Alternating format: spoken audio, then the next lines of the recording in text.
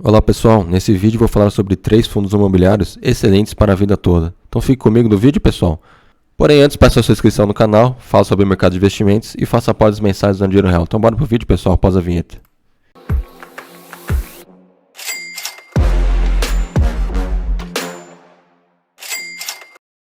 Falando do primeiro fundo, pessoal, BTLG11, um fundo de tijolo, tá? Mais especificamente de logística, tá?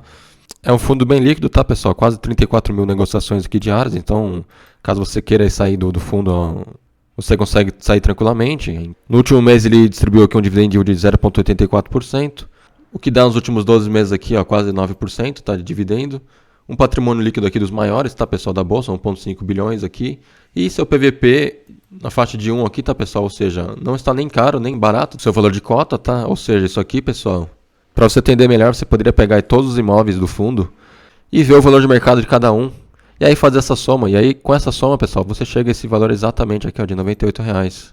E com isso você consegue saber se o fundo está barato ou caro, tá, pessoal? O ideal aqui sempre esse PVP tá mais baixo, né? Quanto mais baixo, melhor, né?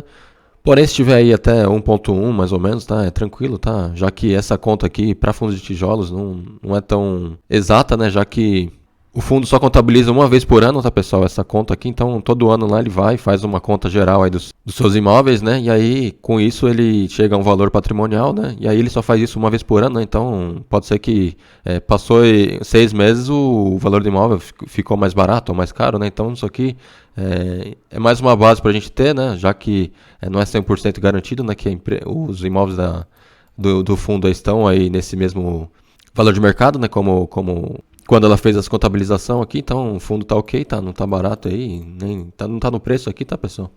E é um dividend yield, como eu mencionei, de 9% aqui, então um dividendo ok, tá, pessoal? Já que fundos de tijolos aí, eles normalmente, tá, pessoal? Eles acompanham a inflação, né, no longo prazo aí, né? Eles se valorizam, né? Porém, não é o caso que a gente vê aqui no BTLG, tá, pessoal? Já um ponto aqui a ficar de olho, né? Já que se pegarmos aqui ó, o fundo que existe desde 2010 aqui, pessoal, ele pagava aqui na faixa de 70, 80 centavos aqui, ó, e aí foi até mais ou menos 90 centavos aqui, ó, até 2015. E aí o fundo passou por vários perrengues, pessoal, com o gestor anterior, tá? O gestor anterior ele fez várias cagadas, tá? E aí o BTG assumiu a gestão do fundo, tá? A partir de 2020 aqui, e aí já deu uma melhorada, né?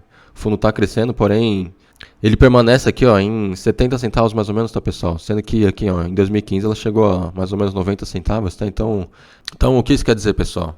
Quer dizer que o fundo não está acompanhando a inflação, tá, pessoal? Ele não está valorizando, né? Como deveria, né? Como um fundo de tijolo é o normal de se fazer, né? Ele acompanha a inflação, ele valoriza a sua cota, né? Se a gente vai ver aqui, ó, a sua cota, por exemplo, ó, no seu IPO aqui, ó, valia aqui mais ou menos R$85.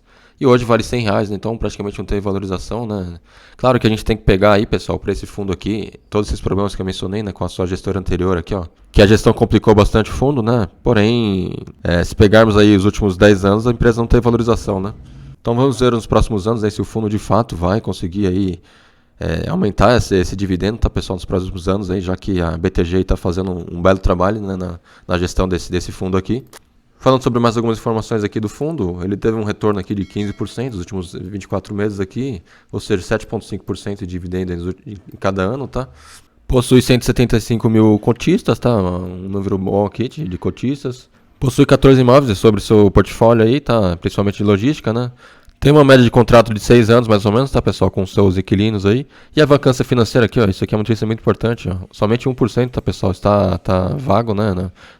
Nesses 14 imóveis aqui. Então, excelente, né? A empresa tá recebendo aí praticamente todo o lucro que ela deveria, né? Olhando aqui a carteira dos seus imóveis, pessoal, a gente vê a receita e locação aqui de cada imóvel, tá? A gente vê aqui que o imóvel de Mauá aqui é o que tem maior receita, né? De um dia 16.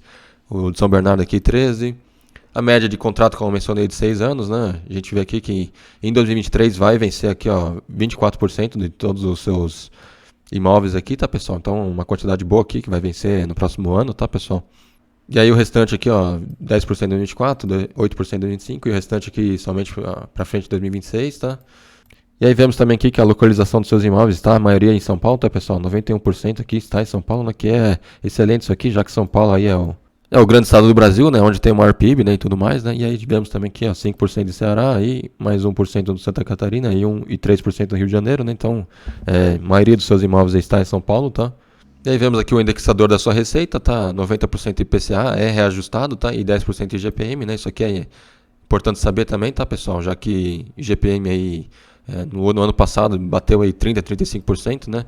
E aí, de acordo com o reajuste, ela deveria reajustar de acordo com esses 35%, né? Claro que sempre tem uma conversa, né, antes, né, para definir aí.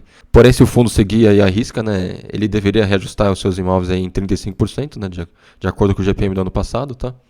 Inquilinos por setor, aqui ela tem 36% em logístico, 20% em desenvolvimento, 12% em e-commerce, varejo, 6%. É bem diversificado aqui em setores, tá? Falando também da tipologia dos contratos, pessoal, a gente vê aqui que 34% é atípico e 66% típico, tá? A diferença entre os dois aqui seria... O contrato típico é o contrato padrão normalmente, tá, pessoal? Geralmente é um contrato menor, tá, com menos prazo. E também ele não tem uma multa absurda para sair, tá? Geralmente aí multas pequenas, né? Caso o inquilino queira sair do imóvel, tá, pessoal? E o contrato atípico geralmente são contratos mais longos, tá, pessoal? Um prazo mais longo. E também caso o inquilino queira sair do imóvel, tá, pessoal? Ele teria que pagar aí a multa completa, tá? Referente ao saldo remanescente, né? E a gente pode até ver aqui, ó, tipo de multa, né? A gente vê aqui, ó. Esse mais azul, mais escuro aqui, 44%. Se caso o inquilino queira sair, ele vai ter que pagar essa multa, tá? Então, 44% aqui e todos os seus contratos aqui são atípicos, tá, pessoal? Aqui pelo tipo de multa. E aí 10% aqui seriam aqui 13 a 18 aluguéis, que se o inquilino sair do imóvel, ele teria que pagar. 46% aqui seriam de 4 a 12 aluguéis, tá? Que entraria aqui nesse típico aqui, né? E 10% que caso ele queira sair com 3 aluguéis aqui, ele pagaria a multa aqui e conseguiria sair do contrato, tá? Eu normalmente prefiro o contrato atípico, tá, pessoal? Já que são prazos mais longos e se o inquilino quiser sair, ele vai ter que pagar a multa inteira, né? Porém, a gente vê aqui, ó, tá meio que meio a meio, né? 44% aqui que o inquilino teria que pagar a multa inteira e aí 4 a 12 aluguéis aqui, caso ele queira sair, né? Que aí entraria aqui no contrato típico, tá? E aqui outra informação bem importante, pessoal, sobre os seus ativos aqui. A gente vê que 8 ativos aqui do fundo imobiliário são num raio aqui de 60 quilômetros aqui de São Paulo, tá, pessoal? Então, isso aqui é bem importante, já que ela atende bastante e-commerce, por exemplo, e aí o e-commerce a gente sabe, né? Mercado Livre, por exemplo, aí o cliente quer receber o quanto antes, né? Então, essa informação é importante aqui, tá, pessoal? Os ativos da empresa aqui são bem localizados, tá? Então é um fundo imobiliário bem interessante, pessoal. Um fundo aí que eu gosto bastante. Tá um dos melhores aí, desde que a BTG assumiu a gestão. O fundo aí melhorou bastante, tá? Porém, como eu mencionei para vocês, é um fundo que não acompanha a inflação, né? Pelo menos aí nos últimos 10 anos ela não acompanhou a inflação, não valorizou, né, praticamente a sua cota, né? Então é um ponto a ficar de olho, né? A BTG vai ter que fazer um trabalho melhor, tá? Para melhorar aí esses dividendos, né? Aumentar os dividendos aí de acordo com a inflação, tá? Para os próximos anos aí. E aí falando do próximo fundo, pessoal, um fundo de papel, né, fundo de CRI, que seria o RECRI 11, outro fundo aqui absurdo, tá? Paga bastante dividendo, bem interessante. Pagou aqui, ó, 1,15% de dividendo no último mês, totalizando aqui, ó, os últimos 12 meses quase 16%, tá, pessoal? Tem um PVP aqui, ó, de 1, tá? E para fundo de papel, pessoal, o PVP sempre vai ser 1, tá, pessoal? Por quê? Porque o fundo de papel não valoriza, né? Diferente dos fundos de tijolo, tá, pessoal, que tem a valorização na cota, né, no longo prazo, né? O fundo de papel, ele não valoriza, né? Ele sempre vai ficar aí... Se ele custa R$100, ele sempre vai valer R$100 aí, mais ou menos, tá, pessoal? E por que o dividendo do fundo de papel, pessoal, é muito maior que o fundo de tijolo? A gente vê aqui, ó, 16% o fundo de papel aqui do RECRI, e a gente viu o BTLG 11 aí, por exemplo, pagando 8, 9%, né? Porque o fundo de papel, pessoal, ele sempre paga a inflação junto, né, no dividendo, né? Então, por isso que o PVP sempre fica esse mesmo aqui, 1, tá? Diferente do tijolo, naquele a inflação vai subindo aos poucos, né, ao longo do tempo, né, e também valoriza a sua cota, né? O fundo de papel ele sempre vai permanecer esse mesmo, porque ele sempre entrega a inflação junto, tá? Então tem essa diferença aí que bastante gente não sabe, tá, pessoal? O fundo de tijolo, ele dá menos dividendo, porém ele valoriza a sua cota, né? E paga dividendos maiores aí ao longo do tempo, né? E o fundo de papel não. O fundo de papel sempre vai pagar um dividendo aí completo e não vai valorizar a sua cota, tá? Porém, teoricamente, o fundo de tijolo é para valorizar, né, e entregar mais dividendo. Porém, a gente viu que no caso do BTLG 11, que eu acabei de mencionar, ele não fez isso, né?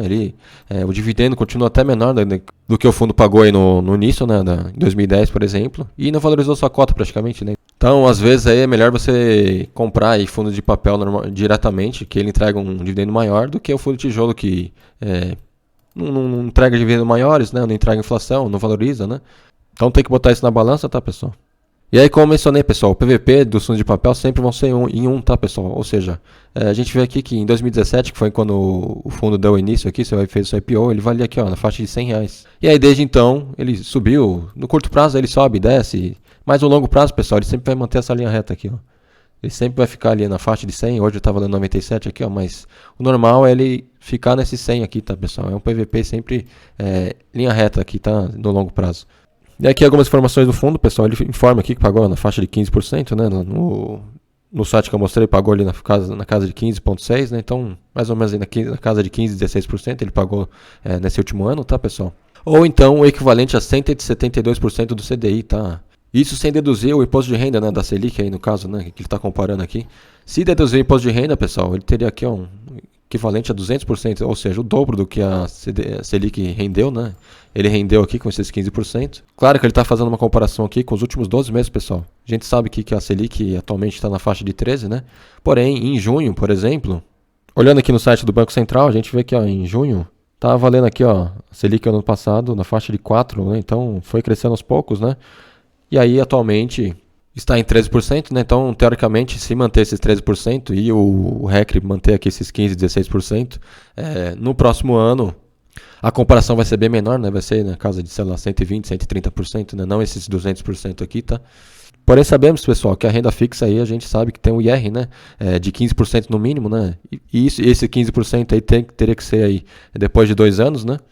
A gente pode ver aqui a taxa, aqui, ó, até 180 dias, você teria aqui um IR de 22%, aqui 22,5%, e somente após 721 dias, aqui 2 anos, tá, pessoal? Que o seu IR seria de 15%, tá? No fundo de papel a gente sabe que não tem esse desconto de IR, né? Então, teoricamente aqui, sempre o fundo de papel vai ter aí 3, 4, 5% a mais, né, de dividendo pago do que a Selic, tá, pessoal? Então, isso que é interessante dos fundos de papel, tá?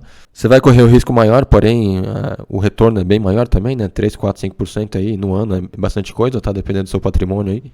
E aí, olhando os indexadores aqui, pessoal, dos contratos aqui do fundo de papel, né, do RECRE aqui, a gente vê que a maioria dos seus contratos aqui é em IPCA, né, 78% IPCA e 16% aqui CDI, né. Basicamente, o fundo de papel, pessoal, o que ele faz? Ele empresta dinheiro para o mercado imobiliário, tá, pessoal? Então, essa taxa aqui é muito importante, tá? A gente pode ver aqui, ó, a taxa IPCA, que é a média de juros que eles cobram aqui, com todos os seus contratos aí, todos os seus empréstimos, né? Seria aqui IPCA mais 7,76%. Não é uma média tão diferente do que a gente vê hoje, né? IPCA aí tá na IPCA mais 6, mais ou menos, né? Como se a gente quiser comprar um IPCA mais aí para os próximos anos aí, né? E CDI aqui, ó, que é o que ela tem mais, né? Seria aqui um CDI mais 5 aqui praticamente, tá, pessoal? Então o CDI hoje está na faixa de 13%, ela cobra mais 5%, né? Então seria aqui 18%, né, de taxa, né, nesses contratos aqui com CDI. E o IPCA, pessoal, a gente vê que o acumulado dos últimos 12 meses está em 12%, tá? Ou seja, o IPCA está aqui na média mais ou menos de 19%, 20%, tá a taxa aqui média, tá, pessoal? Já que o IPCA está na faixa de 12% aqui nos últimos 12 meses. E ela cobra aqui mais 8% mais ou menos, tá? Então ficaria aqui na média de 20% a taxa que ela cobra dos seus empréstimos aí, tá, pessoal, no mercado imobiliário, né?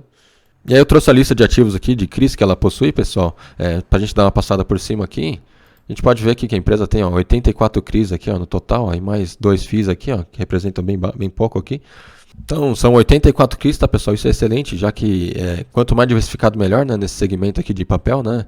A gente pode ver aqui a porcentagem aqui de cada ativo, né? A gente vê que a maioria aqui é uma porcentagem bem pequena, né? Alguns 1,7, aqui alguns 2, mas a maioria aqui esse aqui é 3,9, porém a gente vê aqui, ó, que é uma taxa um pouco mais baixa, né? O IPCA mais 7 somente, né? Então, teoricamente aqui ficaria mais fácil pro cliente pagar, tá, pessoal?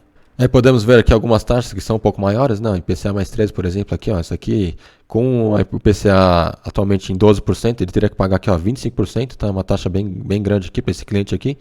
Porém, se olharmos aqui, ó, ela tem somente 0,2%, né, de porcentagem nesse ativo aqui, tá, pessoal? Então, teoricamente aqui, se o cliente não pagar, ela somente 0,2% aqui seria afetado, tá? Então, bem pouco, tá, pessoal?